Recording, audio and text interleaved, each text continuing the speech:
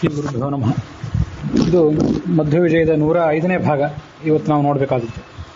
104, 103 ಈ ಭಾಗಗಳಲ್ಲಿ ಬೌದ್ಧ ಸಿದ್ಧಾಂತದ ಪರಿಚಯ ಮಾಡಿಕೊಂಡು ಭಗವಂತ ಬುದ್ಧ ಅಂತ ಯಾರು ನಂಬುತ್ತಾರೆ, ಬುದ್ಧನನ್ನು ಭಗವಂತ ಅಂತ ಯಾರು ನಂಬುತ್ತಾರೆ ಅವರು ಮಹಾಯಾನದವರು. ಬುದ್ಧ ದೇವರೇನಲ್ಲ, ನಮ್ಮಂತೆ ಒಬ್ಬ ಸಾಮಾನ್ಯ ಮನುಷ್ಯ, ಸಾಧನೆಯಿಂದ ದೊಡ್ಡ ಸ್ಥಾನ ಪಡ್ಕೊಂಡವನು ಅಂತ ನಂಬುವವರು ಹೀನಯಾನದವರು. ಇದು ಬುದ್ಧನ ಸ್ವರೂಪಕ್ಕೆ ಸಂಬಂಧಪಟ್ಟದ್ದು. ಇನ್ನು ಜಗತ್ತಿನ ಸ್ವರೂಪಕ್ಕೆ ಸಂಬಂಧಪಟ್ಟಂತೆ ವಿಚಾರ ಮಾಡಿದರೆ ಅವರು 4 ಪ್ರಭೇದಗಳಲ್ಲಿ ವಿಭಾಗ ಹೊಂದಿದ್ದಾರೆ ಈ ಬೌದ್ಧರು. ಮಾಧ್ಯಮಿಕರು, ಯೋಗಾಚಾರರು, ಸೌತ್ರಾಂತಿಕರು, ವೈಭಾಷಿಕರು ಅಂಥೇಳಿ. ಸರ್ವವೂ ಶೂನ್ಯ ಅಂತ ಹೇಳುವವರು ಏನಿದ್ದಾರೆ ಅವರು ಮಾಧ್ಯಮಿಕರು. ಒಳಗೆ ಜ್ಞಾನ ಬಂದರೆ ಜ್ಞಾನವೂ ಸುಳ್ಳು, ಹೊರಗೆ ವಸ್ತು ಕಂಡ್ರೆ ಆ ವಸ್ತುವೂ ಸುಳ್ಳು, ಹೊರಗಿನ ವಸ್ತುವಿನ ಅಸ್ತಿತ್ವವೂ ಸುಳ್ಳು, ಒಳಗಿನ ಜ್ಞಾನದ ಅಸ್ತಿತ್ವವೂ ಸುಳ್ಳು, ಶೂನ್ಯ ಒಂದೇ ಸತ್ಯ. ಶೂನ್ಯ ಅಂತ ಒಂದು ತತ್ವ, ಅದೊಂದೇ ಸತ್ಯ ಅಂತ ಅವ್ರು ಹೇಳ್ತಾರೆ. ಯೋಗಾಚಾರದ ಮತಕ್ಕನುಸಾರವಾಗಿ ಎಲ್ಲವೂ ಸುಳ್ಳಲ್ಲ. ಹೊರಗಿನ ವಸ್ತು ಏನಿದೆ ಅದು ಸತ್ಯನೇ ಆಗಿದೆ, ಆದರೆ ಅದನ್ನು ಅನುಮಾನ ಮಾಡಬೇಕು. ಪ್ರತ್ಯಕ್ಷದಿಂದ ತಿಳ್ಕೊಳ್ಳಿಕ್ಕೆ ಸಾಧ್ಯ ಇಲ್ಲ, ಅದನ್ನು ಅನುಮಾನ ಮಾಡಬೇಕಾಗ್ತದೆ, ಅನುಮಾನದಿಂದ ತಿಳ್ಕೋಬೇಕು ಅಂತ ಹೀಗೆ ಹೇಳುವವರು ಸೌತ್ರಾಂತಿಕರು ಅಂತ ಕರೆಸ್ಕೋತಾರೆ. ಯೋಗಾಚಾರರು ಅಂತ ಒಂದು ಮತ ಇದೆ. ಆ ಯೋಗಾಚಾರ ಮತದ ಪ್ರಕಾರ ಹೊರಗೆ ವಸ್ತು ಕಂಡ್ರೆ ಅದು ಸುಳ್ಳು, ಆದರೆ ಒಳಗೆ ಜ್ಞಾನ ಕಂಡ್ರೆ ಆ ಜ್ಞಾನ ಸತ್ಯ. ಜ್ಞಾನದ ಅಸ್ತಿತ್ವವನ್ನು ಅಲ್ಲಿಗಳಿಗೆ ಬರೋದಿಲ್ಲ, ಆದರೆ ಹೊರಗಿನ ವಸ್ತುವಿನ ಅಸ್ತಿತ್ವ ಸುಳ್ಳು. ಇದು ಯೋಗಾಚಾರರು. ಮಾಧ್ಯಮಿಕರಿಗೂ ಯೋಗಾಚಾರ್ಯರಿಗೂ ವ್ಯತ್ಯಾಸ ಏನಂದರೆ, ಮಾಧ್ಯಮಿಕರು ಒಳಗಿನ ಹೊರಗಿನ ಎರಡೂ ವಸ್ತುಗಳನ್ನು ಸುಳ್ಳು ಅಂತಾರೆ. ಯೋಗಾಚಾರಕ್ಕೆ ಅನುಸಾರವಾಗಿ ಒಳಗೆ ಬಂದಂಥ ಜ್ಞಾನ ಸತ್ಯ, ಹೊರಗೆ ಕಂಡಂಥ ವಸ್ತು ಅಸತ್ಯ. ಸೌತ್ರಾಂತಿಕರು ಅಂತ 3ನೇವರು, ಅದನ್ನು ನಾನು ಮೊದಲು ಹೇಳಿದೆ ಅಷ್ಟೇ ಪ್ರಮಾದದಿಂದ. ಅವರ ಅನುಸಾರವಾಗಿ ಹೊರಗೆ ಕಂಡಂಥ ವಸ್ತುವೂ ಸತ್ಯವೇ, ಒಳಗೆ ಕಂಡಂಥ ಜ್ಞಾನವೂ ಸತ್ಯವೇ. ಆದರೆ ಹೊರಗೆ ಕಂಡ ವಸ್ತುವನ್ನು ಯಾವ ಪ್ರಮಾಣದಿಂದ ತಿಳ್ಕೋಬೇಕು? ಆ ಹೊರಗೆ ಕಂಡ ವಸ್ತುವಿಗಿನ ಅಸ್ತಿತ್ವಕ್ಕೆ ಏನು ಆಧಾರ ಅಂತಂದರೆ ಪ್ರತ್ಯಕ್ಷ ಪ್ರಮಾಣ ಆಧಾರ ಅಲ್ಲ, ಅನುಮಾನ ಪ್ರಮಾಣದಿಂದಲೇ ಆ ಹೊರಗಿನ ವಸ್ತುಗಳನ್ನು ತಿಳ್ಕೋಬೇಕು. ಇದು ಸೌತ್ರಾಂತಿಕರು ಅನ್ನುವರ ಮತ. ಕೊನೆಯದಾಗಿ ವೈಭಾಷಿಕರು ಅನ್ನೋರಿದ್ದಾರೆ. ಅವರ ಅಭಿಪ್ರಾಯಕ್ಕೆ ಅನುಸಾರವಾಗಿ ಕೂಡ ಒಳಗೆ ಹೊರಗೆ ಎರಡೂ ಕಡೆ ಸತ್ಯವೇ, ಆದರೆ ಹೊರಗೆ ಕಂಡಂತಹ ವಸ್ತುವನ್ನು ಅನುಮಾನದಿಂದಲೇ ತಿಳ್ಕೊಳ್ಬೇಕು ಅಂತಲ್ಲ, ಪ್ರತ್ಯಕ್ಷದಿಂದಲೂ ತಿಳ್ಕೋಬಹುದು. ಕೆಲವನ್ನು ಪ್ರತ್ಯಕ್ಷದಿಂದ, ಕೆಲವನ್ನು ಅನುಮಾನದಿಂದ, ಹೀಗೆ ಅನೇಕ ಪ್ರಮಾಣಗಳನ್ನು, ಭಿನ್ನ ಭಿನ್ನ ಪ್ರಮಾಣಗಳನ್ನು ಆಧರಿಸಿ ಭಿನ್ನ ಭಿನ್ನ ವಸ್ತುಗಳನ್ನು ತಿಳ್ಕೋಬೇಕು. ಇದು ಆ ವೈಭಾಷಿಕರ ಅಭಿಪ್ರಾಯ. ಇಷ್ಟನ್ನು ಆ ಬೌದ್ಧರು ಏನು ಅಭಿಪ್ರಾಯ ಪಡ್ತಾರೆ ಅದನ್ನೆಲ್ಲ ತಿಳಿಸಿ, ಮುಂದೆ ಬೌದ್ಧ ವೇದಾಂತಕ್ಕೂ ಅದ್ವೈತ ವೇದಾಂತಕ್ಕೂ ಏನು ವ್ಯತ್ಯಾಸ ಇಲ್ಲ ಅಂತ ಅನ್ನೋದು ಸಂಗತಿ ಏನಿದೆ ಅದನ್ನು ಮುಂದೆ ಹೇಳಿದರು. ಶೂನ್ಯಂ ಬ್ರಹ್ಮಾಹ್ವ ಏನಾಹುವು. ಬೌದ್ಧ ವೇದಾಂತದಲ್ಲಿ ಶೂನ್ಯ ಅನ್ನೋ ತತ್ವವನ್ನು ಹೋಗ್ತಾರೆ. ಶೂನ್ಯ ಒಂದೇ ಸತ್ಯ. ಈ ಅದ್ವೈತ ವೇದಾಂತದಲ್ಲಿ ಬ್ರಹ್ಮ ಒಂದೇ ಸತ್ಯ ಅಂತ ಹೇಳ್ತಾರೆ. ಅದ್ವೈತ ವೇದಾಂತದಲ್ಲಿ ಬ್ರಹ್ಮ ಅಂದ್ರೂ, ಬೌದ್ಧ ವೇದಾಂತದಲ್ಲಿ ಶೂನ್ಯ ಅಂದರು, ಅರ್ಥ ಒಂದೇ. ಯಾಕೆಂದರೆ ಎರಡೂ ಕೂಡ ನಿರಾಕಾರಗಳು, ನಿರ್ಗುಣಗಳು ಮತ್ತು ನಿರ್ವಿಶೇಷಗಳು. ಆದ್ದರಿಂದ ಅದ್ವೈತಿಗಳು ಹೆಚ್ಚಿಂದೇನೂ ಹೇಳಿದಂತಾಗಲಿಲ್ಲ, ಬೌದ್ಧ ವೇದಾಂತವನ್ನೇ ಬೇರೆ ಶಬ್ದದಿಂದ ಹೇಳಿದಂಗೆ ಆಯಿತು. ಅತತ್ವಾವೇದಕಂ ವೇದಂ ವದಂತಹ ಚರಮೇ ಕಲಾಹ. ಈ ವೇದ, ಮಂತ್ರ, ಬ್ರಾಹ್ಮಣ, ಆರಣ್ಯಕ, ಉಪನಿಷತ್ತು, ಈಗ 4 ರೀತಿಯಾಗಿರ್ತದೆ. ಸ್ಥೂಲವಾಗಿ 3 ವಿಭಾಗವನ್ನು ಕೂಡ ಒಪ್ಕೋಬಹುದು. ಮಂತ್ರ, ಬ್ರಾಹ್ಮಣ, ಉಪನಿಷತ್ತು ಅಂತಿದೆ. ಅವುಗಳಲ್ಲಿ ಉಪನಿಷತ್ತು ಅನ್ನುವಂಥ ಭಾಗ ಏನಿದೆ ಅದು ತತ್ವ ಅಂದರೆ ಬ್ರಹ್ಮನನ್ನು ಹೇಳುವುದರಿಂದ ತತ್ವಾವೇದಕ ಪ್ರಮಾಣ. ಮಂತ್ರ, ಬ್ರಾಹ್ಮಣಗಳು ಯಜ್ಞಕ್ಕೆ ಬೇಕಾದ ಕ್ರಿಯೆಗಳು ಮತ್ತು ಅದರ ವಸ್ತುಗಳು, ದ್ರವ್ಯ, ಇದನ್ನೆಲ್ಲ ಹೇಳೋದ್ರಿಂದ ಅದು ಅತತ್ವಾವೇದಕ. ಹೀಗೆ ವೇದ ಕೆಲವು ತತ್ವಾವೇದಕ, ಕೆಲವು ಅತತ್ವಾವೇದಕ. ಇದನ್ನೇ ಕೆಲವು ಬಾರಿ ಬೇರೆ ಬೇರೆ ಶಬ್ದದಿಂದ ಕರ್ಮಕಾಂಡ, ಜ್ಞಾನಕಾಂಡ ಅಂತ ಕೂಡ ಕರೆಯೋದಿದೆ. ಯಾವುದೋ ಅಷ್ಟು ಸರಿಯಾದ ವಿಭಾಗ ಅಲ್ಲ. ಎಲ್ಲ ವೇದವೂ ಭಗವಂತನನ್ನೇ ಹೇಳ್ತದೆ. ಆದರೂ ಹೀಗೊಂದು ವಿಭಾಗವನ್ನು ಅದ್ವೈತಿಗಳು ಕೂಡ ಮಾಡ್ತಾರೆ, ತತ್ವಾವೇದಕ ಅತತ್ವಾವೇದಕ ಅಂತ ಹೇಳಿ. ಆದ್ದರಿಂದ ಬೌದ್ಧರು ಸ್ಪಷ್ಟವಾಗಿ ಬಾಯಿ ಬಿಟ್ಟೆ ವೇದಾದಿಗಳನ್ನು ಅಪ್ರಮಾಣ ಅಂತ ಹೇಳ್ತಾರೆ.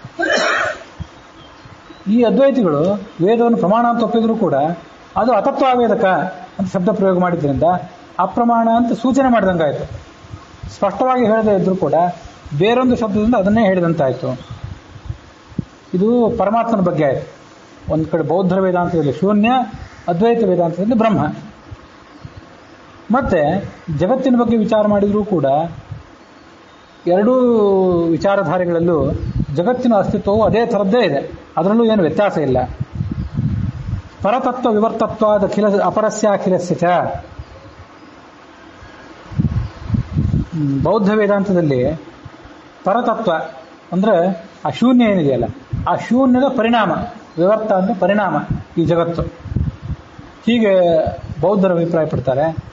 ಅದ್ವೈತ ವೇದಾಂತಗಳು ಕೂಡ ಆ ಬ್ರಹ್ಮನ ಪರಿಣಾಮ ಈ ಜಗತ್ತು, ಬ್ರಹ್ಮನ ವಿವರ್ತ ಅಂತ ಈ ಜಗತ್ತು ಅಂತ ಅಭಿಪ್ರಾಯ ಪಡ್ತಾರೆ. ನಮಗೆ ಪರಿಣಾಮ ಅಂದರೆ ಗೊತ್ತಾಗ್ತದೆ. ಪರಿಣಾಮ ಅಂತಂದರೆ ಕಟ್ಟಿಗೆ ಪರಿಣಾಮನೇ ಕುರ್ಚಿ, ಬಂಗಾರದ ಪರಿಣಾಮವೇ ಆಭರಣ, ಹೀಗೆಲ್ಲ ನಮಗಿದು ಗೊತ್ತಾಗ್ತದೆ. ಅದರಂತೆ ಹಗ್ಗದ ಪರಿಣಾಮವೇ ಹಾವು, ಕಪ್ಪೆ ಚಿಪ್ಪಿನ ಪರಿಣಾಮವೇ ಬೆಳ್ಳಿ, ಇದು ನಮಗೆಲ್ಲ ಗೊತ್ತಾಗ್ತದೆ. ಆದರೆ ವಿವರ್ತ ಅನ್ನೋ ಶಬ್ದವೊಂದು ಶಾಸ್ತ್ರದಲ್ಲಿ ಮಾತ್ರ ಬಳಕೆ ಆಗುವಂಥ ಒಂದು ಶಬ್ದ, ವ್ಯವಹಾರದಲ್ಲಿ ವಿವರ್ತ ಅನ್ನೋ ಶಬ್ದ ಹೆಚ್ಚು ಬಳಕೆ ಆಗೋದಿಲ್ಲ. ಹೀಗೆ ಅದ್ವೈತ ವೇದಾಂತದಲ್ಲಿ ಬ್ರಹ್ಮನ ಪರಿಣಾಮ, ಬ್ರಹ್ಮನ ವಿವರ್ತವೇ ಜಗತ್ತು, ಬೌದ್ಧ ವೇದಾಂತದಲ್ಲಿ ಆ ಶೂನ್ಯದ ವಿವರ್ತವೇ ಜಗತ್ತು. ಅಂತೂ ಶೂನ್ಯ ಬ್ರಹ್ಮ ಎರಡು ಒಂದೇ ಅಂದಮೇಲೆ ಅವುಗಳ ಪರಿಣಾಮಗಳಂಥ ಈ ಜಗತ್ತು ಕೂಡ ಎರಡೂ ವೇದಾಂತಗಳಲ್ಲಿ ಸಮಾನವಾಗಿ ಇದ್ದಂತಾಯಿತು. ಅವಕ್ಕೇನು ವ್ಯತ್ಯಾಸ ಏನಾಗಲಿಲ್ಲ, ಏನೂ ವ್ಯತ್ಯಾಸವನ್ನು ಹೇಳಿದಂಗಾಗಲಿಲ್ಲ.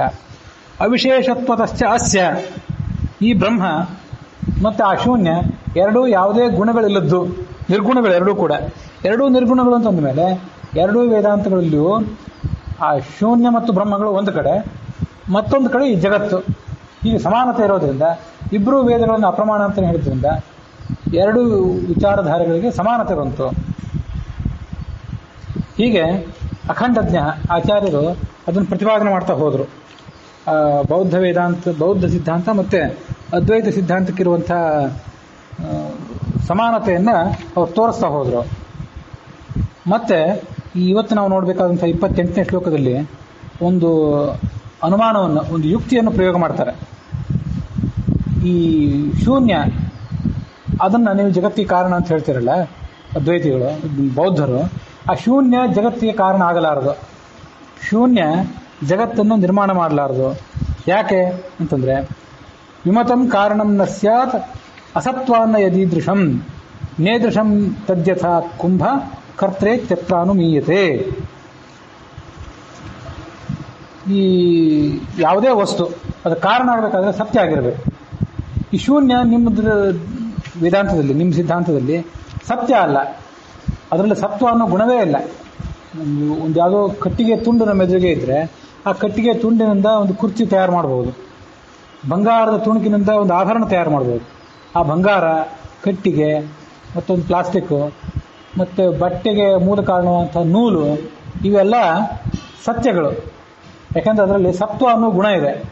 ಸತ್ವ ಅನ್ನೋ ಗುಣ ಇದ್ದಿದ್ದರಿಂದ ಆಯಾ ವಸ್ತುಗಳನ್ನು ಮತ್ತೊಂದು ರೂಪದಿಂದ ಮಾರ್ಪಡಿಸ್ಬೋದು, ಇದೆಲ್ಲರಿಗೂ ಗೊತ್ತಿದ್ದು.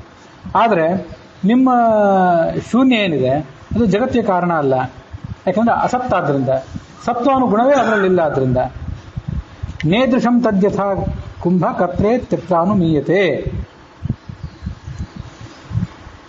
ಜಗತ್ತಿನಲ್ಲಿ ನೂಲಿದೆ, ಆ ನೂಲನ್ನು ಬಟ್ಟೆಯನ್ನಾಗಿ ಮಾರ್ಪಡಿಸುವಂಥ ನೇಕಾರ ಇದ್ದಾನೆ. ಮಣ್ಣಿದೆ, ಆ ಮಣ್ಣನ್ನು ಉಪಯೋಗ ಮಾಡಿಕೊಂಡು ಗಡಿಗೆಯನ್ನು ತಯಾರು ಮಾಡುವಂಥ ಕುಂಬಾರ ಇದ್ದಾನೆ. ಕುಂಭಕರ್ತ ಅಂದರೆ ಕುಂಬಾರ. ಈ ನೂಲಾಗಲಿ, ನೇಕಾರನಾಗಲಿ, ಮಣ್ಣಾಗಲಿ ಮತ್ತು ಆ ಕುಂಬಾರನಾಗಲಿ, ಇವ್ರು ಯಾರೂ ಅಸತ್ತಲ್ಲ, ಅವರೆಲ್ಲರೂ ಸತ್ಯರೇ. ಆದರೆ ನೀವು ಮಾತ್ರ ಶೂನ್ಯವನ್ನು ಸತ್ಯ ಅಂತ ಒಪ್ಲಿಕ್ಕೆ ತಯಾರಿಲ್ಲ. ಶೂನ್ಯದಲ್ಲಿ ಸತ್ವ ಅನ್ನೋ ಗುಣವೂ ಇಲ್ಲ.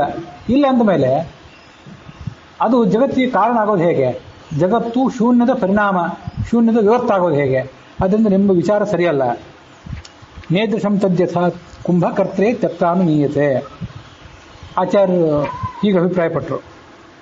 ಅದಕ್ಕೆ ಬೌದ್ಧ ವೇದಾಂತದವರು, ಬೌದ್ಧ ಸಿದ್ಧಾಂತದವರು ಪ್ರತಿಯಾಗಿ ಏನು ಉತ್ತರ ಹೇಳ್ಬೋದು? ಅದು 29ನೇ ಶ್ಲೋಕದ ಪೂರ್ವಾರ್ಧದಲ್ಲಿ ಮತ್ತು ಉತ್ತರಾರ್ಧದಲ್ಲಿದೆ. ಅಂಘೋ ತಾಪಸನೋ ಶೂನ್ಯಂ ಕಾರಣಂ ಕುಂಭಕರ್ತೃವತ್ ಯತ್ ಸಂಮೃತ್ಯುತ್ಥಿತಂ ವಿಶ್ವಂ ತತ್ಕಾರಣಂ ಇತೀರ್ಯತೆ. ಅಂಘೋ ಅಂತ ಕೆಲವು ಕಡೆ ಪಾಠ ಇದೆ ಈ ಗೋವಿಂದಾಚಾರ್ಯ ಪುಸ್ತಕದಲ್ಲಿ. ಅಹೋ ತಾಪಸನೋ ಶೂನ್ಯಂ ಅಂತ ನಾವು ಸಣ್ಣವರಿದ್ದಾಗ ಅಧ್ಯಯನ ಮಾಡಿದ್ದು. ಅಂಘೋ ಅಂದ್ರು ಅಹೋ ಅಂದ್ರು ಅರ್ಥ ಒಂದೇ, ಕೆಲವು ಅಂತ ಹೀಗೆ ಸಂಬೋಧನೆ ಮಾಡಿದಂತೆ. ನಾವು ಹೇಳಿದೆವು ಈ ಶೂನ್ಯದಿಂದ ಜಗತ್ತು ಹುಟ್ಟಲಿಕ್ಕೆ ಸಾಧ್ಯ ಇಲ್ಲ, ಯಾಕಂದ್ರೆ ಶೂನ್ಯ ಸತ್ಯ ಅಲ್ಲ ಅಂತ ಈಗ ನಾವು ಪ್ರತಿಪಾದನೆ ಮಾಡಿದ್ವಿ.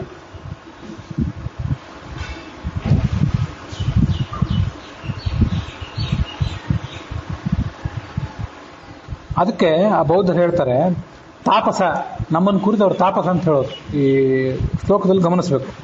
ತಾಪಸ ಅಂದ್ರೆ ತಪಸ್ವಿಯೇ, ಋಷಿಯೇ, ಅದೊಂದು ವ್ಯಂಗ್ಯ. ದೊಡ್ಡ ತಪಸ್ವಿ ನೀನು ಅಂತ ಬೌದ್ಧ ಚರ್ಚೆ ನಡೆದಾಗ ಪರಸ್ಪರ ಯಾವ್ಯಾವ ಶಬ್ದಗಳನ್ನು ಪ್ರಯೋಗ ಮಾಡ್ತಾರೆ. ಕೆಲವು ಬಾರಿ ಸಲಿಗೆಯಿಂದ, ಕೆಲವು ಬಾರಿ ಸಿಟ್ಟು ಅಸಹನೆಯಿಂದ ಬೇರೆ ಬೇರೆ ಸಲ ಶಬ್ದಗಳನ್ನು ಪ್ರಯೋಗ ಮಾಡ್ತಾರೆ. ನೀನೊಬ್ಬ ದೊಡ್ಡ ಬೃಹಸ್ಪತಿ ಅಂತಂದ್ರೆ ನೀವು ಮೂರ್ಖ ಅಂತ. ದೇವಾನಾಂ ಪ್ರಿಯ ಅಂತ ಒಂದು ಕಡೆ ಶಬ್ದ ಬಳಕೆ ಮಾಡ್ತಾರೆ. ಅದು ಅಶೋಕನ ಶಾಸನದಲ್ಲಿತ್ತು, ಅಶೋಕ ಚಕ್ರವರ್ತಿ ಶಾಸನದಲ್ಲಿ. ಅದು ದೇವಾನಾಂ ಪ್ರಿಯ ಅಂದರೆ ದೇವತೆಗಳಿಗೆ ಪ್ರೀತಿ ಪಾತ್ರ ಅಂತ ಅರ್ಥ. ಅದು ಮುಂದೆ ಏನಾಯ್ತು ಅಂತಂದ್ರೆ ದೇವಾನಾಂ ಪ್ರಿಯ ಅನ್ನೋದು ಮೂರ್ಖ ಅನ್ನೋ ಅರ್ಥವನ್ನು ಪಡ್ಕೊಂಡ್ಬಿಡ್ತು. ಇವಕ್ಕೆಲ್ಲ ಕಾರಣ ಏನು ಅಂತಂದ್ರೆ, ಸಾಕ್ರಿ ನಿಮ್ಮ ರಾಮಾಯಣ ನಿಲ್ಲಿಸ್ರಿ ಅಂತ ಕೆಲವು ಸರಿ ಅಂತೀವಲ್ಲ. ಇಲ್ಲಿ ರಾಮಾಯಣ ಅಂದ್ರೆ ನಿಮ್ಮ ರಗಳೆ, ನಿಮ್ಮ ಕಿರಿಕಿರಿ ಅಂತ ಅರ್ಥ. ಹೀಗೆ ರಾಮಾಯಣ ಅಂತನ್ನೋದು ಮೂಲತಃ ಒಂದು ದೊಡ್ಡ ಸತ್ಕಥಾ ಅನ್ನುವ ಅರ್ಥವನ್ನು ಒಳಗೊಂಡದ್ದಾದರೂ ಕ್ರಮೇಣ ಅರ್ಥ ಹೋಗಿ ಕಿರಿಕಿರಿ ರಗಳೆ ಅನ್ನೋ ಅರ್ಥವನ್ನು ಪಡ್ಕೊಂಡ್ಬಿಡ್ತು. ಅಂತೂ ಆ ಸಂದರ್ಭ ನೋಡಿ ಹಾಗೆ ಇದು ರಾಮಾಯಣ ಪ್ರವಚನ ಮಠದಲ್ಲಿದೆ ಅಂತಂದ್ರೆ ಕಿರಿಕಿರಿ ಇದೆ ಅಂತ ಅರ್ಥ ಅಲ್ಲ. ಅಲ್ಲಿ ಅರ್ಥ ಬೇರೆ, ವ್ಯವಹಾರದಲ್ಲಿ ಬಳಕೆ ಆಗೋ ಅರ್ಥ ಬೇರೆ. ಹಾಗೆ ದೇವಾನಾಂ ಪ್ರಿಯ ಅಂತಂದ್ರೆ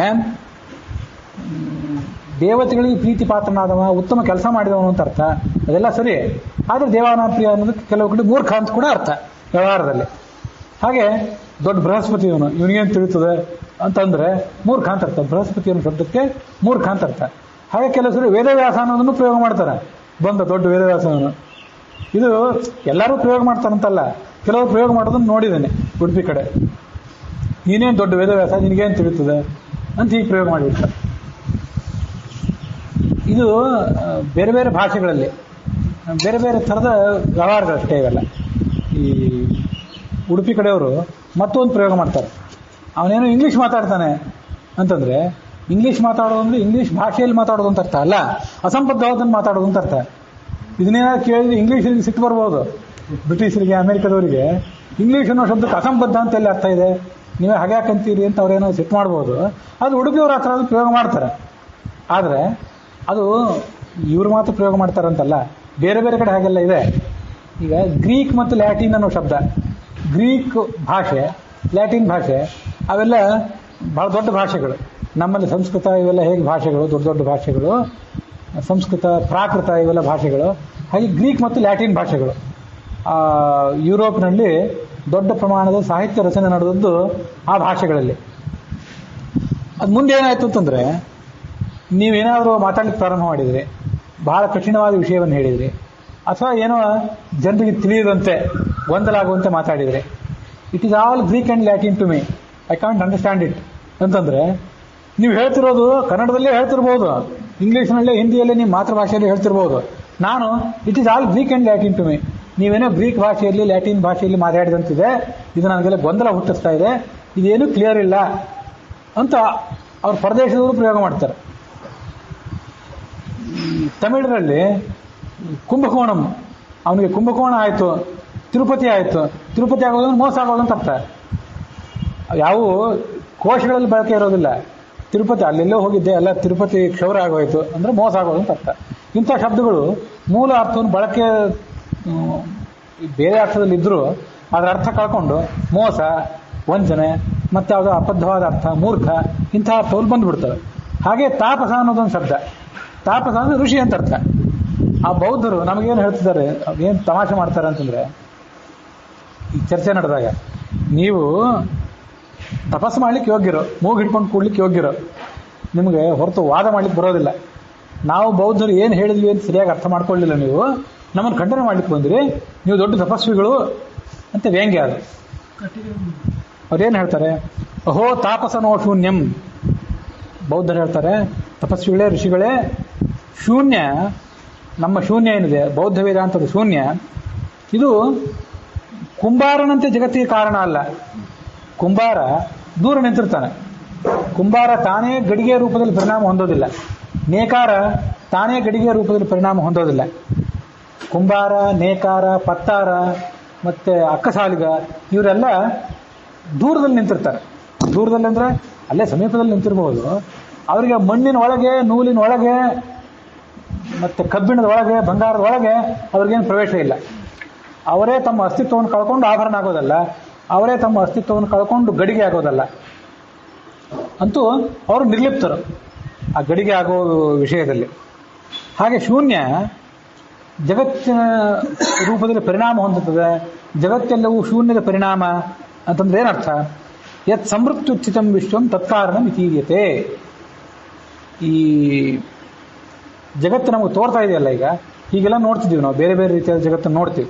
ಯಾರೋ ತಗೊಳ್ತಾರೆ, ಯಾರೋ ಹೋಗ್ತಾರೆ, ಯಾರೋ ಮಾತಾಡ್ತಾರೆ, ಯಾರೋ ಗಂಡಾಗಿ, ಹೆಣ್ಣಾಗಿ, ಆಳಾಗಿ, ಮಾಲೀಕನಾಗಿ ಇವೆಲ್ಲ ಕಾಣ್ತಾರಲ್ಲ. ಈ ಜಗತ್ತೆಲ್ಲ ಯಾಕೆ ಕಾಣ್ತಾ ಇದೆ ಅಂತಂದ್ರೆ ನಮಗೆ ಆ ಶೂನ್ಯದ ವಾಸ್ತವಿಕ ಜ್ಞಾನ ಇಲ್ಲ. ಶೂನ್ಯದ ವಾಸ್ತವಿಕ ಜ್ಞಾನ ಇಲ್ಲ, ಆದ್ದರಿಂದ ನಮಗೆ ಈ ಜಗತ್ತು ಕಾಣ್ತಾ ಇದೆ. ಹಗ್ಗ ಅನ್ನುವ ವಾಸ್ತವಿಕ ಜ್ಞಾನ ಇಲ್ಲದ್ರಿಂದ ಹಾವಾಗಿ ಹೇಗೆ ಕಾಣಿಸ್ತದೋ, ಕಪ್ಪೆ ಚಿಪ್ಪು ಅನ್ನುವ ವಾಸ್ತವಿಕ ಜ್ಞಾನ ಇಲ್ಲ, ಆದ್ದರಿಂದ ಅಲ್ಲಿ ಬೆಳ್ಳಿ ಹೇಗೆ ಕಾಣಿಸ್ತದೋ, ಹಾಗೆ ಶೂನ್ಯ ಅನ್ನುವ ವಾಸ್ತವಿಕ ಜ್ಞಾನ ಇಲ್ಲ, ಆದ್ದರಿಂದ ಈ ಜಗತ್ತೆಲ್ಲವೂ ಕಾಣ್ತಾ ಇದೆ. ಹೀಗೆ ಶೂನ್ಯದ ತಿಳುವಳಿಕೆಯ ಕೊರತೆಯಿಂದ ಹುಟ್ಟಿದ್ದು ಈ ಜಗತ್ತು. ಆದ್ದರಿಂದ ಶೂನ್ಯವು ಜಗತ್ತಿಗೆ ಕಾರಣ ಅಂತಂತೇವೆ. ಹೊರತು ಶೂನ್ಯ ಜಗತ್ತಿಗೆ ಕುಂಬಾರನಂತೆ, ಕಮ್ಮಾರನಂತೆ, ಅಕ್ಕಸಾಲಿಗನಂತೆ, ನೇಕಾರನಂತೆ ಆದ ಕಾರಣ ಅಲ್ಲ. ಅವರ ಆ ಕುಂಬಾರ, ನೇಕಾರ ಮೊದಲಾದವರ ಕಾರ್ಯವಿಧಾನ ಬೇರೆ, ಹಗ್ಗ ಮತ್ತು ಕಪ್ಪೆ ಚಿಪ್ಪು ಇವುಗಳ ಕಾರ್ಯವಿಧಾನ ಬೇರೆ. ಅವುಗಳ ಮೂಲ ಸ್ವರೂಪ ತಿಳುವಳಿಕೆಯ ಕೊರತೆಯಿಂದಾಗಿ ಮತ್ತೊಂದೇನೋ ಕಾಣಿಸ್ತದೆ ಹೊರತು ಆ ಹಗ್ಗವೇ ಹಾವಾಗಿ ಪರಿಣಾಮ ಹೊಂದೋದಿಲ್ಲ, ಮತ್ತು ಕಪ್ಪೆ ಚಿಪ್ಪೆ ಬೆಳ್ಳಿಯಾಗಿ ಪರಿಣಾಮ ಹೊಂದೋದಿಲ್ಲ. ಆದ್ದರಿಂದ ಬೌದ್ಧರಂತಾರೆ, ನಾವು ಹೇಳಿದ್ದು ನೀವು ಸರಿಯಾಗಿ ತಿಳ್ಕೊಳ್ಳಿಲ್ಲ.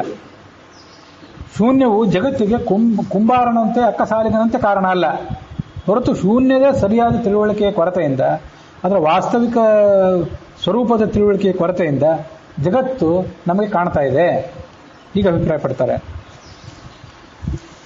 ಈಗಾಗಲೇ ನೀವು ಮಧ್ವವಿಜಯವನ್ನು ಯಾರಾದರೂ ನೋಡಿದವರು ಇದ್ದೀರಿ ಬೇಕಾಷ್ಟು ಜನ.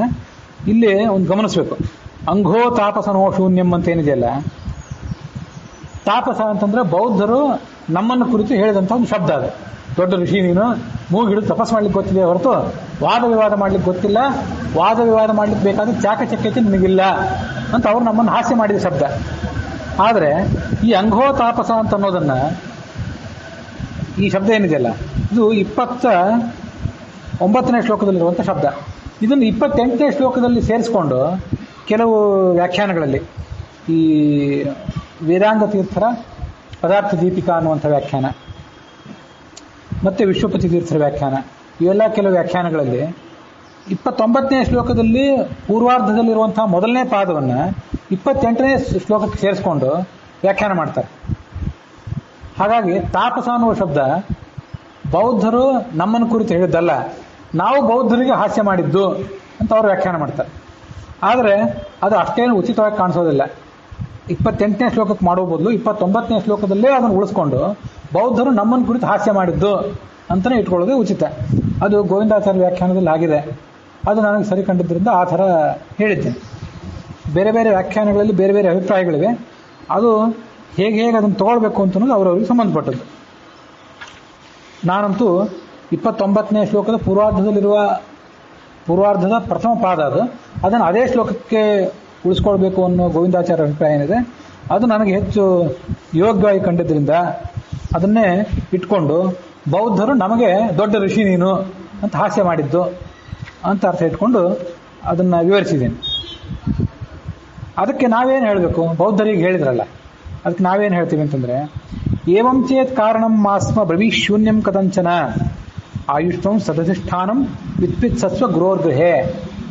ಬೌದ್ಧರು ನಮಗೆ ತಪಸ್ವಿ ಮೂಗು ಹಿಡಿದು ಜಪ ಮಾಡ್ಲಿಕ್ಕೆ ಗೊತ್ತಿದೆ ಹೊರತು ವಾದ ವಿವಾದ ಮಾಡ್ಲಿಕ್ಕೆ ಗೊತ್ತಿಲ್ಲ ಅಂತ ಹಾಸ್ಯ ಮಾಡಿದ್ರಲ್ಲ, ಅದಕ್ಕೆ ಇವ್ರು ಅವ್ರಿಗೇನು ಹಾಸ್ಯ ಮಾಡಿದ್ರು ಅಂದರೆ ಆಯುಷ್ಮನ್ ಮಗುವೇ ಅಂತ ಇವ್ರು ಅವ್ರಿಗೆ ಹಾಸ್ಯ ಮಾಡಿದ್ರು. ಬೌದ್ಧರನ್ನ ಉದ್ದೇಶಿಸಿ ನಾವು ಹಾಸ್ಯ ಮಾಡಿದ ಶಬ್ದ ಆಯುಷ್ಮನ್ ಅಂತ. ಯಾರಿಗೆ ಇದು ನೋಡ್ರಿ, ಅದಕ್ಕೆ ಆಯುಷ್ಮನ್ ಅನ್ನೋ ಶಬ್ದದ ಪೂರ್ವ ಪರಿಚಯ ಇರಬೇಕಾಗ್ತದೆ. ಸಣ್ಣ ಮಗು ಬಂದು ನಮಸ್ಕಾರ ಮಾಡಿದಾಗ ಆಯುಷ್ಮನ್ ಎದ್ದೇಳಪ್ಪ, ಆಯುಷ್ಯ ಹೆಚ್ಚಾಗಲಿ ಎದ್ದೇಳು, ದೊಡ್ಡವರು ಸಣ್ಣವರನ್ನ ಕುರಿತು ಹೇಳಬೇಕಾದ ಶಬ್ದ ಅದು. ಅಥವಾ ಮಗು ಏನೋ ಮಾತಾಡ್ತಾ ಇತ್ತು, ಸ್ವಲ್ಪ ತಪ್ಪಾಗಿ ಮಾತಾಡ್ತು, ಅದಕ್ಕೆ ಆಯುಷ್ಮನ್ ಅನ್ನುವ ಒಂದು ಸಂಬೋಧನೆ. ಮತ್ತು ದೊಡ್ಡವರು ಸಣ್ಣವರನ್ನು ಕುರಿತಾದ ಮಾಡುವ ಸಂಬೋಧನೆಗೆ ಆಯುಷ್ಮನ್.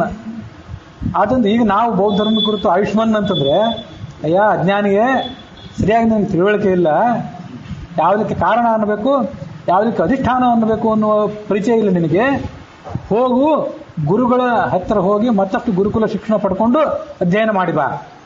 ಯಾಕೆಂದ್ರೆ ಅಧಿಷ್ಠಾನ ಬೇರೆ, ಕಾರಣ ಬೇರೆ, ಅದನ್ನೆಲ್ಲ ತಿಳ್ಕೊಳ್ಬೇಕು ನಾನು. ಈಗ ಹಗ್ಗವನ್ನು ನೋಡಿ ಹಾವು ಅಂತ ಜ್ಞಾನ ಬಂದರೆ, ಕಪ್ಪೆ ಚಿಪ್ಪನ್ನು ನೋಡಿ ಬೆಳ್ಳಿ ಅಂತ ತಿಳಿದ್ರೆ, ದೂರದಲ್ಲಿದ್ದಂಥ ಯಾವುದೋ ಒಂದು ಮೋಟು ಮರ, ಒಂದು ಕಂಬ, ಅದನ್ನು ನೋಡಿ ಒಬ್ಬ ಮನುಷ್ಯ ಅಂತ ನಮ್ಮ ತಿಳುವಳಿಕೆ ಬಂದರೆ, ಆ ಹಾವಿನ ಜ್ಞಾನಕ್ಕೆ, ಹಾವಿಗೆ ಹಗ್ಗ ಕಾರಣ ಅಲ್ಲ, ಅದನ್ನು ಕಾರಣ ಅನ್ಬಾರ್ದು. ಮತ್ತೆ ಬೆಳ್ಳಿಗೆ ಕಪ್ಪೆ ಚಿಪ್ಪು ಕಾರಣ ಅಲ್ಲ. ಕಾರಣ ಅಂದ್ರೆ ಏನು? ಯಾವುದರಿಂದ ಕೆಲಸ ಹುಟ್ಟುತ್ತದೋ, ಈಗ ಮುಂಚೆ ಇಲ್ಲದೆ ಇರುವಂಥ ಒಂದು ವಸ್ತು ಯಾವುದರಿಂದ ಹುಟ್ಟುತ್ತದೋ ಅದನ್ನು ಕಾರಣ ಅಂತ ಅನ್ಬೇಕು. ಮಣ್ಣು ಇತ್ತು ಮೊದಲು, ಮಣ್ಣಿಂದ ಗಡಿಗೆ ಹುಟ್ಟಿತು, ಮಣ್ಣು ಕಾರಣ. ಕುಂಬಾರನೂ ಕಾರಣ.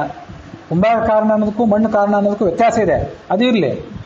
ಅಂತೂ ಮೊದಲು ಇಲ್ಲದೆ ಇರುವಂಥ ಒಂದು ವಸ್ತು ಆಮೇಲೆ ಹುಟ್ಟಿದಾಗ ಆ ಹುಟ್ಟಿದ ವಸ್ತುವಿಗೆ ಯಾವುದು ಕಾರಣ, ಆ ಹುಟ್ಟಲಿಕ್ಕೆ ಯಾವ್ಯಾವ ನೆರವು ಕೊಡ್ತಾವ, ನೀರು ಬೇಕು, ಮಣ್ಣು ಬೇಕು, ಕುಂಬಾರ ಬೇಕು, ಬಿಸಿಲು ಬೇಕು, ಇವೆಲ್ಲ ಸೇರಿ ಒಂದು ಕೆಲಸ ಆಗ್ತಾವಲ್ಲ, ಅವನ ಕಾರಣ ಅಂತಂತಾರೆ. ಈ ಹಗ್ಗವನ್ನು ನೋಡಿ ಹಾವು ಅಂತ ಕಂಡಾಗ ಹಾವು ಹುಟ್ಟಿತೇನಲ್ಲಿ? ಹುಟ್ಟಲಿಲ್ಲಲ್ಲ. ಒಂದು ತಾಯಿ ಹಾವಿನ ಹೊಟ್ಟೆಯಿಂದ ಮರಿಗಳು ಹೇಗೆ ಹೊರಗೆ ಬರ್ತಾವೋ ಹಾಗೆ ಹಗ್ಗವನ್ನು ನೋಡಿದಾಗ ಹಾವು ಹುಟ್ಟಿತೇನು? ಹುಟ್ಟಲಿಲ್ಲ ಅಂತಂದ್ಮೇಲೆ ಆ ಹಗ್ಗ ಹಾವಿನ ಹುಟ್ಟಿಗೆ ಕಾರಣ ಅಂತ ಹೇಗೆ ಅಂತೀರಿ? ಅದನ್ನ ಕಾರಣ ಅಂತ ಅನ್ಬಾರ್ದು ನೀನು ಅದನ್ನ ಅಂತ ನಾವು ಬೌದ್ಧರಿಗೆ ಅದನ್ನು ಪರಿಚಯ ಮಾಡಿಸಿದ್ವಿ. ಹಾಗಾದ್ರೆ ಅದನ್ನ ಏನು ಅನ್ಬೇಕು ಅಂತಂದ್ರೆ ಅಧಿಷ್ಠಾನಂ, ಅದಕ್ಕೆ ಅಧಿಷ್ಠಾನ ಅಂತ ಅನ್ಬೇಕು. ಯಾವುದರ ಮೂಲ ತಿಳುವಳಿಕೆಯ ಕೊರತೆಯಿಂದಾಗಿ ಮತ್ತೇನೋ ಒಂದನ್ನು ತಪ್ಪು ತಿಳ್ಕೊತೀವಲ್ಲ, ಅವಕ್ಕೆಲ್ಲ ಅಧಿಷ್ಠಾನ ಅಂತ ಅನ್ಬೇಕು. ಅಧಿಷ್ಠಾನ ಅಂದ್ರೆ ಆಧಾರ ಅಂತ ಅರ್ಥ. ಎದುರಿಗೆ ಕಪ್ಪೆ ಚಿಪ್ಪನ್ನು ನಾವು ನೋಡಬೇಕು, ಕಪ್ಪೆ ಚಿಪ್ಪನ ಮೇಲೆ ಬಿಸಿಲು ಪ್ರತಿಫಲಿಸ್ಬೇಕು, ಆಗ ಅದು ನೋಡಿ ಬೆಳ್ಳಿ ಅಂತ ತಿಳುವಳಿಕೆ. ಹಗ್ಗವನ್ನು ನೋಡಬೇಕು, ಅಲ್ಲಿ ಕತ್ತಲೆ ಇರಬೇಕು, ಆ ಹಗ್ಗ ಗಾಳಿಗೆ ಅಲಗಾಡ್ತಾ ಇರಬೇಕು, ಆವಾಗ ಅದು ನೋಡಿ ಹಾವು ಅಂತ ತಿಳುವಳಿಕೆ. ಅಂತೂ ಹಾವು ಅನ್ನೋ ತಿಳುವಳಿಕೆಗೆ, ಹಗ್ಗನ ಮತ್ತೆ ಬೆಳ್ಳಿ ಅನ್ನೋ ತಿಳುವಳಿಕೆಗೆ ಆ ಹಗ್ಗ ಮತ್ತು ಕಪ್ಪೆ ಚಿಪ್ಪುಗಳು ಅಧಿಷ್ಠಾನ. ಅಧಿಷ್ಠಾನ ಅಂದ್ರೆ ಆಧಾರ ಅಂತ ಅರ್ಥ.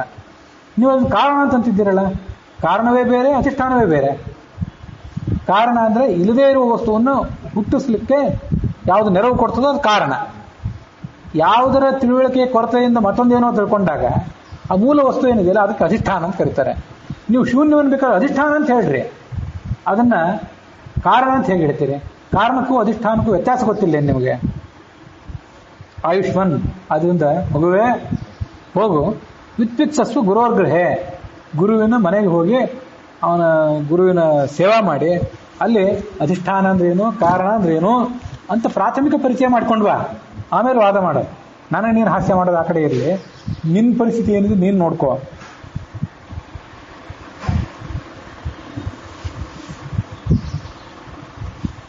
ಅದಕ್ಕೆ ಆ ಬೌದ್ಧರು ಹೇಳ್ತಾರೆ, ವಿವಾದಸ್ಯ ಪತನ್ನಸ್ಯಾದಧಿಷ್ಠಾನ ಮತತ್ವತಃ ವೈಧರ್ಮ್ಯೇಣೇಷು ದೃಷ್ಟಾಂತಃ ಶುಕ್ತ್ಯಾದಿವದ್ ಇತೀರ್ಯತೆ.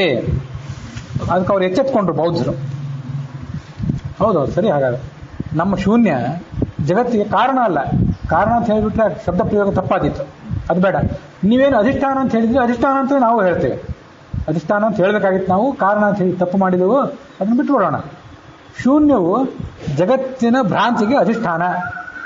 ಹಗ್ಗವು ಹಾವಿನ ತಿಳುವಳಿಕೆಗೆ, ಹಾವಿನ ಭ್ರಮಕ್ಕೆ ಹೇಗೆ ಅಧಿಷ್ಠಾನವೋ, ಕಪ್ಪೆ ಚಿಪ್ಪು ಬೆಳ್ಳೆಯ ಭ್ರಾಂತಿಗೆ ಹೇಗೆ ಅಧಿಷ್ಠಾನವೋ, ಹಾಗೆ ಶೂನ್ಯ ಅಂತ ಅನ್ನೋದು ಜಗತ್ತಿನ ಭ್ರಾಂತಿಗೆ ಅಧಿಷ್ಠಾನ.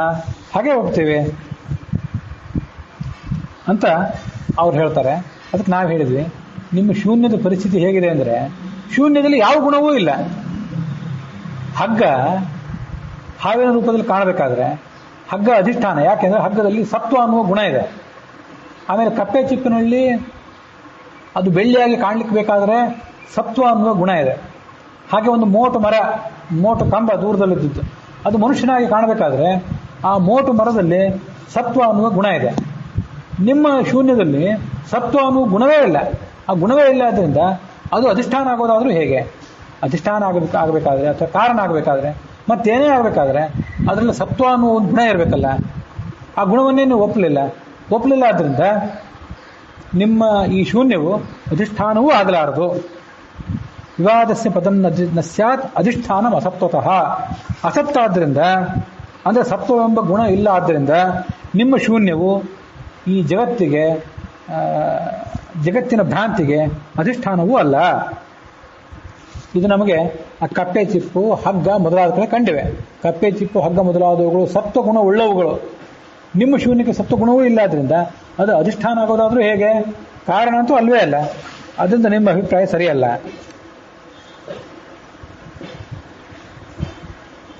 ಅತತ್ವಾವೇದಕಂ ಮಾನಮಿತಿ ಸ್ವವ್ಯಾಹತಂ ಯತಃ ತದ್ವಾದಿ ತೇನ ವೇದಸ್ಯ ಸೋಭಿಪ್ರೈತಿ ಅಪ್ರಮಾಣತಾಂ. ಮತ್ತೆ ಇನ್ನೂ ಒಂದು ರೀತಿಯಾಗಿ ವೇದಗಳ ಸ್ವರೂಪಕ್ಕೆ ಸಂಬಂಧಪಟ್ಟಂತೆ ಒಂದಿಷ್ಟು ತತ್ವಾವೇದಕ, ಒಂದಿಷ್ಟು ಅತತ್ವಾವೇದಕ ಅಂತ ಹೇಳಿದ್ರಲ್ಲ ಅದ್ವೈತಿಗಳು, ಅದಕ್ಕೆ ಉತ್ತರ ಕೊಡ್ತಿದ್ದಾರೆ ಈಗ. ಅದು ನಾನು ಅಲ್ಲೇ ಹೇಳಿದ್ದೆ ಸೂಕ್ಷ್ಮವಾಗಿ. ಇಲ್ಲಿ ಅದರ ವಿಸ್ತೃತವಾದ ವಿವರಣೆ ಇದೆ ಅಷ್ಟೆ. ವೇದಗಳನ್ನು ಪ್ರಮಾಣ ಅಂತ ನೀವು ಅಂತಿರಲ್ಲ. ಪ್ರಮಾಣ ಅಂದ ಮೇಲೆ ಅದು ಹೇಳಿದ್ದೆಲ್ಲ ಸರಿನೇ ಇರಬೇಕು. ಹೇಳಿದ್ದು ಯಾವುದೋ ಒಂದು ಅಂಶ ತಪ್ಪಾದರೆ ಅದು ಪ್ರಮಾಣ ಆಗೋದು ಹೇಗೆ? ವೇದ ಇಡೀಯಾಗಿ ಪ್ರಮಾಣ. ವೇದದ ಋಗ್ವೇದ, ಯಜುರ್ವೇದ, ಸಾಮವೇದ ಅನ್ನುವಂಥ 3 ಭಾಗಗಳು, ಅದರ ಎಲ್ಲ ಅಷ್ಟಕಗಳು, ಮಂಡಲಗಳು, ವರ್ಗಗಳು, ಮಂತ್ರಗಳೆಲ್ಲವೂ ಕೂಡ ಪ್ರಮಾಣ. ಅಕ್ಷರವೂ ಪ್ರಮಾಣ ಅಂತ ಎಲ್ಲ ಹಿಂದೂಗಳು ನಾವು ಪರಂಪರೆಯನ್ನು ನಾವು ನಂಬ್ಕೊಂಡು ಬಂದಿದ್ದೀವಿ. ನೀವು ಅದರಲ್ಲಿ ಕೆಲವು ತತ್ವಾವೇದಕ, ಕೆಲವು ಅತತ್ವಾವೇದಕ ಅಂತಿರಲ್ಲ. ಆವೇದಕ ಅಂದ್ರೆ ತಿಳಿಸೋದು ಅಂತ ಅರ್ಥ. ತತ್ವಾವೇದಕ ಅಂದ್ರೆ ಯಥಾರ್ಥವನ್ನು ತಿಳಿಸೋದು. ಅತತ್ವಾವೇದಕ ಅಂತಂದ್ರೆ ಅತತ್ವವನ್ನು ತಿಳಿಸೋದು ಅಂತ ಅರ್ಥ. ಯಾವುದು ತತ್ವ ಅಲ್ಲವೋ, ಯಥಾರ್ಥ ಅಲ್ಲವೋ ಅದನ್ನು ತಿಳಿಸೋದು ಅಂತ ಅರ್ಥ. ನೀವು ಅನೇಕ ವೇದಗಳಲ್ಲಿ ಕೆಲವು ಭಾಗಗಳಾದ ಉಪನಿಷತ್ತುಗಳು ತತ್ವವಾದ ಅಂದರೆ ಯಥಾರ್ಥವಾದ ಬ್ರಹ್ಮನನ್ನು ತಿಳಿಸೋದ್ರಿಂದ ತತ್ವಾವೇದಕ. ಇನ್ನು ಕೆಲವು ಮಂತ್ರ, ಬ್ರಾಹ್ಮಣ ಮೊದಲಾದವುಗಳು, ಯಜ್ಞ ಮತ್ತು ಯಾವುದು ಯಜ್ಞಕ್ಕೆ ಬೇಕಾದ ದ್ರವ್ಯಗಳು, ಇವೆಲ್ಲ ಅತತ್ವಗಳು, ಅಯಥಾರ್ಥಗಳು. ಅವುಗಳನ್ನು ತಿಳಿಸ್ತವೆ. ಆದ್ದರಿಂದ ಅತತ್ವಾವೇದಕ ಅಂತ ಅಂತಿರಲ್ಲ. ಹಾಗಾದ್ರೆ ಅತತ್ವಾವೇದಕ ಆದ ಪ್ರಮಾಣ ಆಗೋದು ಹೇಗೆ? ಅದು ಸ್ವವ್ಯಾಹತಂ ವತಃ. ಇದು ವಿರುದ್ಧವಾದ ಮಾತು. ಈ ಬಂಜೆಯ ಮಗ ಅಂತ ಶಬ್ದ ಪ್ರಯೋಗ ಮಾಡಿದರೆ ಅದು ಹೇಗೆ ಸ್ವವ್ಯಾಹತವಾದ ಮಾತು? ಬಂಜೆ ಅಂದರೆ ಮಕ್ಕಳಿಲ್ಲದೆ ಇದ್ದವಳು ಅಂತ ಅರ್ಥ. ಮಕ್ಕಳಿಲ್ಲದೆ ಇದ್ದವಳಿಗೆ ಹುಟ್ಟಿದ ಮಗ ಅಂತಂದ್ರೆ ಆ ಮಗ ಅನ್ನೋ ಶಬ್ದಕ್ಕೂ ಬಂಜೆ ಅನ್ನೋ ಶಬ್ದಕ್ಕೂ ಹೇಗೆ ಪರಸ್ಪರ ವಿರೋಧ ಇದೆಯೋ ಹಾಗೆ ಈ ಮಂತ್ರ, ಬ್ರಾಹ್ಮಣ ಮೊದಲಾದ ಭಾಗಗಳು ಅತತ್ವಾವೇದಕ ಮತ್ತು ಪ್ರಮಾಣ ಅಂತ ಬೇರೆ ಅಂತೀವಿ. ಹೀಗೆ ಮಾಡಿಬಿಟ್ರೆ ಇದು ವಿರುದ್ಧವಾದ ಮಾತಾಯಿತು.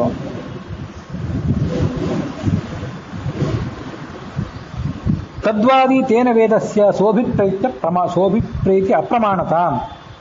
ಹೀಗೆ ತತ್ವಾವೇದಕ, ಅತತ್ವಾವೇದಕ ಅಂತ ವೇದಗಳನ್ನು 2 ವಿಧವಾಗಿ ನೀವು ವಿಂಗಡಿಸಿದರೆ ಏನು ಮಾಡಿದಂಗಾಯಿತು ಅಂದರೆ ಕೊನೆಗೆ ವೇದಗಳನ್ನು ಅಪ್ರಮಾಣ ಅಂತ ತೆಗೆದಂಗಾಯಿತು. ನಿಮ್ಮ ಪರ್ಯವಸಾನ ಅಲ್ಲಿಗೆ ಬಂದು ಮುಟ್ಟಿತು. ಇನ್ನೂ ಒಂದು ಸಮಸ್ಯೆ ಇದೆ. ನೀವು ಉಪನಿಷತ್ತು ಮತ್ತು ಮಂತ್ರ, ಬ್ರಾಹ್ಮಣ ಹೀಗೆ 2 ವಿಭಾಗ ಮಾಡಿದ್ರಲ್ಲ. ಮಂತ್ರ, ಬ್ರಾಹ್ಮಣ ಮೊದಲಾದ ಭಾಗಗಳು ಅತತ್ವ ಅಂದರೆ ಅಯಥಾರ್ಥವಾದ ಪ್ರಪಂಚವನ್ನು ತಿಳಿಸೋದ್ರಿಂದ, ಯಜ್ಞಕುಂಡ, ಯಜ್ಞದ ವಸ್ತುಗಳು, ಪ್ರಾಣಿಗಳು, ಯಾವ್ಯಾವ ಪ್ರಾಣಿಗಳನ್ನು ಬಲಿ ಕೊಡಬೇಕು ಅದನ್ನೆಲ್ಲ ತಿಳಿಸೋದ್ರಿಂದ ಅದು ಅತತ್ವಾವೇದಕ ಅಂತ ಮಾತಾಡಿದ್ವಿ. ಅದು ಸರಿಯಲ್ಲ ಅಂತ ಖಂಡನೆ ಮಾಡಿದ್ವಿ. ಅದು ಇರಲಿ. ಉಪನಿಷತ್ತು ಅನ್ನುವಂಥ ಭಾಗ ಇದೆಯಲ್ಲ, ಅದು ತತ್ವಾವೇದಕ ನಿಮ್ಮ ದೃಷ್ಟಿಯಿಂದ, ಅಂದರೆ ಯಥಾರ್ಥವಾದ ಪರಬ್ರಹ್ಮನನ್ನು ತಿಳಿಸೋದ್ರಿಂದ. ಆದರೆ ಅಲ್ಲಿ ಒಂದು ಸಮಸ್ಯೆ ಇದೆ. 2 ಕಡೆನೂ ಸಮಸ್ಯೆ. ಒಂದನ್ನು ತತ್ವಾವೇದಕ ಅಂತೀರಿ, ಒಂದನ್ನು ಅತತ್ವಾವೇದಕ ಅಂತೀರಿ. ಅತತ್ವಾವೇದಕ ಅಂದರೆ ಅಪ್ರಮಾಣ ಅಂತ ನೇರವಾಗಿ ಹೇಳ್ದಂಗಾಯಿತು. ಅಲ್ಲಿ ಸಮಸ್ಯೆ ಅಂತ 32ನೇ ಶ್ಲೋಕದಲ್ಲಿ ತೋರಿಸಿವಿ. 33ನೇ ಶ್ಲೋಕದಲ್ಲಿ ಏನು ತೋರಿಸ್ತಾರೆ ಅಂತಂದ್ರೆ, ಉಪನಿಷತ್ತು ಮೊದಲಾದ ಭಾಗಗಳು ತತ್ವ ಅನಿಸ್ಕೊಂಡಿರುವಂಥ ಬ್ರಹ್ಮನನ್ನು ಹೇಳ್ತಾವಲ್ಲ, ಆ ತತ್ವ, ಆ ಪರಬ್ರಹ್ಮ ಏನಿದೆಯಲ್ಲ ಆ ತತ್ವ ಅಂತ ಅನ್ನೋದು ಅವಾಚ್ಯ ಅಂತೀರಿ ನೀವು. ಯಾವ ಶಬ್ದಕ್ಕೂ ನಿಲುಕಲಾರದ್ದು ಅಂತ ನೀವು ಅಂತೀರಿ. ಯಾವ ಶಬ್ದಕ್ಕೂ ನಿಲುಕಲಾರದ್ದು ಅಂತಂದ್ಮೇಲೆ ಅದನ್ನು ವೇದಗಳು ಹೇಳ್ತವೆ ಹೇಗೆ? ಯಥೋ ವಾಚೋ ನಿವರ್ತಂತೆ ಅಪ್ರಾಪ್ಯ ಮನಸಾ ಸಹ, ಮನಸ್ಸಿಗೆ ನಿಲುಕದ್ದು, ಇಂದ್ರಿಯಗಳಿಗೆ ನಿಲುಕದ್ದು, ಹಾಗೆ ವಾಕ್ಕಿಗೆ ನಿಲುಕದ್ದು ಅಂತ ತೈತರೀಯ ಉಪನಿಷತ್ತು ಅವನನ್ನು ವರ್ಣನೆ ಮಾಡಿದೆ. ಇದನ್ನ ನಾವು ಹೇಗೆ ವ್ಯಾಖ್ಯಾನಿಸ್ತೀವಿ ಮತ್ತು ನೀವು ಹೇಗೆ ವ್ಯಾಖ್ಯಾನಿಸ್ತೀರಿ ಅಂತಂದ್ರೆ, ನಮ್ಮ ವೇದಾಂತದಲ್ಲಿ ಮಾಧ್ವರು ಮತ್ತು ಉಳಿದ ದ್ವೈತಿಗಳು, ವಿಶಿಷ್ಟಾದ್ವೈತಿಗಳು ಇವರೆಲ್ಲರ ವ್ಯಾಖ್ಯಾನದಲ್ಲಿ ಅದಕ್ಕೊಂದು ಬಹಳ ಸರಳವಾದ ಅರ್ಥ, ಅದು ಒಂದು ಸಾಮಾನ್ಯ ಜ್ಞಾನಕ್ಕೆ, ಕಾಮನ್ ಸೆನ್ಸ್ಗೆ ತಿಳಿಯುವಂಥದ್ದು. ಪರಬ್ರಹ್ಮನ ಕುರಿತಾಗಿ ಯಾವ ಮಾತು ಕೂಡ ಪೂರ್ಣವಾಗಿ ಏನನ್ನೂ ಹೇಳಲಾರದು. ಸ್ವಲ್ಪ ಸ್ವಲ್ಪ ತಿಳ್ಕೋಬಹುದು, ಅವರವರ ಯೋಗ್ಯತೆಗೆ ಅನುಸಾರವಾಗಿ ಸ್ವಲ್ಪ ಸ್ವಲ್ಪ ಎಲ್ಲರೂ ಕೂಡ ತಿಳ್ಕೋಬಹುದು. ಆದರೆ ಪೂರ್ಣವಾಗಿ ಪರಬ್ರಹ್ಮನನ್ನು ಕುರಿತು ವೇದ ಹೇಳಲಿಕ್ಕೂ ಸಾಧ್ಯವಿಲ್ಲ, ಅವನನ್ನು ನಾವು ತಿಳ್ಕೊಳ್ಳಿಕ್ಕೂ ಸಾಧ್ಯ ಇಲ್ಲ. ಇಷ್ಟೇ ಅರ್ಥ. ಆದರೆ ಈ ವ್ಯವಸ್ಥೆಯನ್ನು ನೀವು ಒಪ್ಪಿಲ್ಲ. ಬ್ರಹ್ಮ ಯಾವುದೇ ಶಬ್ದದಿಂದಲೂ ವಾಚ್ಯ ಅಲ್ಲ, ಯಾವ ಶಬ್ದವೂ ಕೂಡ ಅವನನ್ನು ಏನೂ ತಿಳಿಸೋದಿಲ್ಲ ಅಂತಂತೀರಿ. ಏನೂ ತಿಳಿಸೋದಿಲ್ಲ ಅಂದಮೇಲೆ ಉಪನಿಷತ್ತಾದರೂ ಅವನನ್ನು ತಿಳಿಸೋದು ಹೇಗೆ? ಮಂತ್ರ ಬ್ರಾಹ್ಮಣ ಅಂತೂ ಬ್ರಹ್ಮನನ್ನು ತಿಳಿಸೋದೇ ಇಲ್ಲ, ಜಗತ್ತನ್ನೇ ತಿಳಿಸ್ತದೆ. ಯಜ್ಞದ ಕುಂಡ, ಪದಾರ್ಥ, ಕಟ್ಟಿಗೆ, ಇಟ್ಟಿಗೆ, ತುಪ್ಪ, ಸಮಿತ್ತು, ಯಾರ್ಯಾರನ್ನೂ ತಿಳಿಸ್ತದೆ. ಅದಂತೂ ಅಪ್ರಮಾಣವೇ. ಯಾವುದು ಉಪನಿಷತ್ತು ಅನ್ನುವಂಥ ಭಾಗ ಪರಮಾತ್ಮನನ್ನು ತಿಳಿಸ್ತದೆ ಅಂತ ನೀವು ಅಂತೀರಿ, ಅದು ಕೂಡ ಸರಿಯಲ್ಲ. ಯಾಕಂದ್ರೆ ಪರಮಾತ್ಮ ಯಾವುದೇ ಶಬ್ದಕ್ಕೂ ಒಂದು ಸ್ವಲ್ಪವೂ ನಿಲುಕುವವನಲ್ಲ, ಅವಾಚ್ಯ ಬ್ರಹ್ಮ ಅಂತ ನೀವು ಅಂತೀರಿ. ಅವಾಚ್ಯ ಅಂತಂದ್ಮೇಲೆ ಈ ಉಪನಿಷತ್ತುಗಳು ಆ ಬ್ರಹ್ಮನನ್ನು ಹೇಗೆ ತಿಳಿಸ್ತವೆ? ಆದ್ರಿಂದ ಆ ಉಪನಿಷತ್ತುಗಳು ಕೂಡ ಅಪ್ರಮಾಣವೇ ಆಗಿಬಿಟ್ಟು ಬ್ರಹ್ಮನನ್ನು ತಿಳಿಸ್ಲಿಕ್ಕೆ ಸಾಧ್ಯವಿಲ್ಲ. ಅವಕ್ಕೆ ಬೇರೆ ಏನನ್ನೂ ತಿಳಿಸ್ತಾ ಇಲ್ಲ, ಬ್ರಹ್ಮನನ್ನು ಬಿಟ್ಟು ಬೇರೆ ಏನನ್ನೂ ತಿಳಿಸ್ತಾ ಇಲ್ಲ, ಬ್ರಹ್ಮನನ್ನು ತಿಳಿಸೋದು ಸಾಧ್ಯವಿಲ್ಲ. ಆದ್ರಿಂದ ತತ್ವಸ್ಯ ಅವರ್ಣನೀಯತ್ವಾತ್ ಸ ತತ್ವಾವೇದಕ ಕಥಂ. ಆದ್ರಿಂದ ಉಪನಿಷತ್ತು ಮೊದಲಾದ ತತ್ವಾವೇದಕ ಭಾಗಗಳು ಕೂಡ ಬ್ರಹ್ಮನ ಸ್ವರೂಪವನ್ನು ತಿಳಿಸ್ಲಿಕ್ಕೆ ಸಾಧ್ಯವೇ ಇಲ್ಲ. ಆದ್ರಿಂದ ಅವು ಕೂಡ ಅಪ್ರಮಾಣಗಳೇ ಆದವು. ಒಟ್ಟಾರೆ ಎಲ್ಲ ವೇದಗಳು, ಮಂತ್ರ ಬ್ರಾಹ್ಮಣಗಳಿರಲಿ, ಉಪನಿಷತ್ತಿರಲಿ, ಅವೆಲ್ಲವೂ ಕೂಡ ಅಪ್ರಮಾಣವೇ. ಇದು ಬ್ರಹ್ಮ ಅಂತನ್ನೋದು ಶಬ್ದ ಗೋಚರವೇ ಅಲ್ಲ, ಅಶಬ್ದ ಗೋಚರ. ಇದು ಉಭಯತಃ ಪಾಶಾರಜ್ಜು ಅಂತ ಕರೀತಾರೆ. ಒಂದು ಹಗ್ಗ, ಆ ಹಗ್ಗಕ್ಕೆ ಎರಡು ಕಡೆ ಕುಣಿಕೆ ಇದೆ. ಅದು ಈ ಕಡೆ ಬಂದರೆ ಈ ಕಡೆ ಕುಣಿಕೆ, ಆ ಕಡೆ ಹೋದರೆ ಅಲ್ಲಿ ಕುಣಿಕೆ. ಅಂತೂ ಎರಡು ದ್ವಾರಗಳು, ಯಾವುದೋ ಒಂದು ಬಲೆ, ಆ ಬಲೆಗೆ ಎರಡು ದ್ವಾರಗಳು, ಎರಡೂ ದ್ವಾರಗಳಲ್ಲೂ ಕುಣಿಕೆಗಳು ನಿಮ್ಮ ಸಲುವಾಗಿ ಕಾದಿವೆ. ನೀವು ಎಲ್ಲಿ ತಪ್ಪಿಸ್ಕೊಳ್ಳಿಕ್ಕೆ ಹೋದ್ರೂ ಆ ಕುಣಿಕೆ ನಿಮ್ಮ ಕುತ್ತಿಗೆಗೆ ಬಿಗುತ್ತದೆ. ಉಭಯತಃ ಪಾಶ ರಜ್ಜು. ಕೆಲವು ಕಡೆ ಪಾಶ ಅಂತಾರೆ, ಕೆಲವು ಕಡೆ ಫಾಶ ಅಂತಾರೆ. ಅದೇನು ವ್ಯತ್ಯಾಸ ಅಲ್ಲ. ಎಲ್ಲೂ ನೀವು ತಪ್ಪಿಸ್ಕೊಳ್ಳಿಕ್ಕೆ ಬರೋದಿಲ್ಲ. ಉಪನಿಷತ್ತು ಕಡೆ ಹೋದರೆ ಉಪನಿಷತ್ತು ಬ್ರಹ್ಮನನ್ನು ತಿಳಿಸೋದಿಲ್ಲ. ಬ್ರಹ್ಮ ಶಬ್ದಕ್ಕೇ ವಿಷಯ ಅಲ್ಲ, ಯಾವ ಶಬ್ದದಿಂದಲೂ ತಿಳಿಯಲ್ಪಡುವಂಥದ್ದೇ ಅಲ್ಲ. ಮಂತ್ರ ಬ್ರಾಹ್ಮಣಗಳ ಕಡೆ ಬಂದರೆ ನೀವೇ ಅಂತೀರಿ ಮಂತ್ರ ಬ್ರಾಹ್ಮಣಗಳು ಪ್ರಪಂಚವಂತ ಹೇಳ್ತವೆ ಹೊರತು ಪರಮಾತ್ಮನ ಹೇಳೋದಿಲ್ಲ ಅಂತಂತೀರಿ. ಹೀಗೆ ಇಡೀ ವೇದವೆಲ್ಲವೂ ಕೂಡ ನಿಮ್ಮ ವೇದಾಂತದಲ್ಲಿ, ಈ ಅದ್ವೈತ ವೇದಾಂತದಲ್ಲೂ ಕೂಡ ಅದು ಅಪ್ರಮಾಣವೇ ಆಗಿ ಉಳಿದುಬಿಡ್ತು. ಅದು ಯಾವುದೇ ದೃಷ್ಟಿಯಿಂದ ಪ್ರಮಾಣ ಆಗಲಿಲ್ಲ ಅನ್ನುವಲ್ಲಿಗೆ ಈ 15ನೇ ಸರ್ಗದ 33ನೇ ಪದ್ಯ ಅದು ಇಲ್ಲಿಗೆ ಸಮಾಪ್ತಿಯನ್ನು ಕಂಡಿದೆ. ಇವತ್ತು ಮಾಘ ಶುಕ್ಲ ಪೂರ್ಣಿಮಾ, ವ್ಯಾಸ ಪೂಜಾ ಅಂತ ಕೊಟ್ಟಿರ್ತಾರೆ ಪಂಚಾಂಗದಲ್ಲಿ. ಜಗತ್ತಿನ ಸ್ವರೂಪ, ಪರಮಾತ್ಮನ ಸ್ವರೂಪ, ವೇದಗಳ ಸ್ವರೂಪ, ವೇದಗಳು ಪ್ರಮಾಣಗಳು ಅಪ್ರಮಾಣಗಳು, ಇದನ್ನೆಲ್ಲವನ್ನು ಸರಿಯಾಗಿ ತಿಳ್ಕೊಳ್ಳೋದೇನಿದೆ ಅದು ವೇದವ್ಯಾಸರ ಪೂಜಾ. ಆ ವೇದಗಳನ್ನು ಅಪ್ರಮಾಣ ಅಂತಂದು ಬಿಡೋದು, ಪರಮಾತ್ಮನ ಸತ್ಯ ಆದಂತಹ ಜಗತ್ತನ್ನು ಅಸತ್ಯ ಅಂತನ್ನೋದು, ಪರಮಾತ್ಮನನ್ನು ನಿರ್ಗುಣ ಅಂತನ್ನುವ ವಿಚಾರಧಾರೆ, ಇವೆಲ್ಲ ಏನಿದೆ ಅದು ಪರಮಾತ್ಮನ ಪೂಜೆ ಆಗಲಾರದು, ವ್ಯಾಸರ ಪೂಜೆ ಆಗಲಾರದು ಅನ್ನುವ ಅನುಸಂಧಾನ, ಆ ಎಚ್ಚರ ನಮಗಿರಬೇಕು. ಮಧುರ ಅಂತರ್ಯಾಮಿ ಆಗಿರ್ತಕ್ಕಂಥ ಆ ವೇದವ್ಯಾಸನಿಗೆ ಈ ಭಾಗ ಅರ್ಪಿತ ಆಗಲಿ ಅನ್ನುವಲ್ಲಿಗೆ ಈ 15ನೇ ಸರ್ಗದ 33ನೇ ಶ್ಲೋಕ ಮತ್ತು ಇವತ್ತಿನ ಭಾಗ ಇದು ಕೂಡ ಇಲ್ಲಿಗೆ ಕೊನೆಗೊಂಡಿದೆ.